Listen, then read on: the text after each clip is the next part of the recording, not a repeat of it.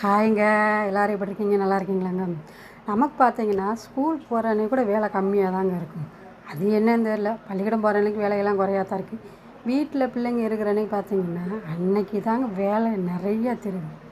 ஏன்னா நம்ம கொஞ்சம் லேட்டாக எழுந்திரிக்கிறோமா, லேட்டாக எழுந்திரிக்கிறனாலே என்னமோ வேலை விடவே மாட்டேங்குது. அந்த ஞாயிற்றுக்கிழமை ஆயிடுச்சுன்னா பாருங்கள், நாள் முழுவதும் வேலை தான். காலையில் ஒரு டைம் பார்த்திங்கன்னா ஏதாவது ஸ்நாக்ஸ் மாதிரி பயிறு ஏதாவது கவிச்சு கொடுக்கணும். வீட்டில் இருக்கிறவங்களுக்கு தான் அதெல்லாம் சாப்பிட முடியுங்கன்னா காலையில் பயிர் வச்சு கொடுக்கணும். சரி, காலையில் டிஃபன் லேட்டாக செய்வோன்னா அன்றைக்கின்னு பார்த்தா காலையில் வெள்ளனே பசிக்கவும் ஆரம்பிச்சிது. அது என்னன்னு தெரியல, சொல்லி வச்ச மாதிரி எல்லாத்துக்கும் ஒன்று போல் லீவுனா தான் பசிக்க ஆரம்பிச்சிது. நமக்கு தான் அப்படின்னா பிள்ளைங்களுக்கு தான் அப்படித்தான் இருக்கும் போல். பாருங்கள், ஒன்று இப்போயே கொட்டாய் வெட்டிக்கிட்டு இருக்குது.